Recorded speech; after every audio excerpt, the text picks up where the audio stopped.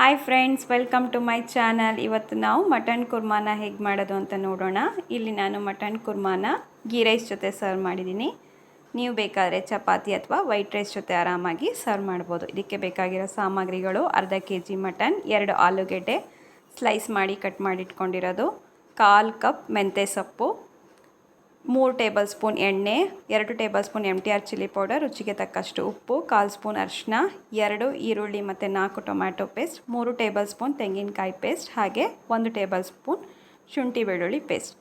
ಮೊದಲಿಗೆ ಕುಕ್ಕರ್ನಲ್ಲಿ ಎಣ್ಣೆಯನ್ನು ಹಾಕಿ ಚೆನ್ನಾಗಿ ಎಣ್ಣೆಯನ್ನು ಬಿಸಿ ಮಾಡ್ಕೊಂಡಿರಬೇಕು. ತದನಂತರ 1 ಟೇಬಲ್ ಸ್ಪೂನ್ ಶುಂಠಿ ಬೆಳ್ಳುಳ್ಳಿ ಪೇಸ್ಟ್ ಹಾಕಿ 2 ರಿಂದ 3 ನಿಮಿಷ ಚೆನ್ನಾಗಿ ಹುರ್ಕೋಬೇಕು.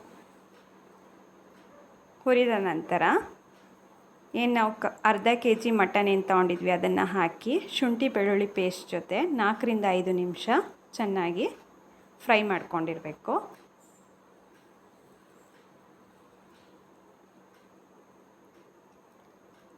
ಫ್ರೈ ಮಾಡ್ಕೊಂಡ್ಮೇಲೆ 2 tablespoon MTR chilli powder, 1/4 spoon ಅರಿಶಿನ, ರುಚಿಗೆ ತಕ್ಕಷ್ಟು ಉಪ್ಪು ಮತ್ತು 1/4 ಕಪ್ ಮೆಂತ್ಯ ಸೊಪ್ಪು ಸಣ್ಣದಾಗಿ ಕಟ್ ಮಾಡಿಟ್ಕೊಂಡಿರೋದನ್ನು ಇದೇ ಸಮಯದಲ್ಲಿ ಹಾಕಿ 5 ರಿಂದ 10 ನಿಮಿಷ ಮಸಾಲೆಗಳು ಚೆನ್ನಾಗಿ ಹೊಂದ್ಕೋಬೇಕು, ಅಲ್ಲಿವರೆಗೆ ಫ್ರೈ ಮಾಡ್ಕೋಬೇಕು. ಮಸಾಲೆಗಳು ಫ್ರೈ ಆದ ನಂತರ ಈರುಳ್ಳಿ ಟೊಮ್ಯಾಟೊ ಪೇಸ್ಟ್, 3 ಟೇಬಲ್ ಸ್ಪೂನ್ ತೆಂಗಿನಕಾಯಿ ಪೇಸ್ಟ್ ಹಾಕಿ 1 ಕಪ್ ನೀರು ಹಾಕಿ ಕುದಿಸ್ಕೋಬೇಕು. ಕುದಿದ ನಂತರ 2 ಆಲೂಗೆಡ್ಡೆ ಏನು ಕಟ್ ಮಾಡಿಟ್ಕೊಂಡಿದ್ವಿ ಅದನ್ನು ಹಾಕಿ 4 ವಿಷಲ್ ಕೂಗಿಸ್ಕೋಬೇಕು. ನೋಡಿ,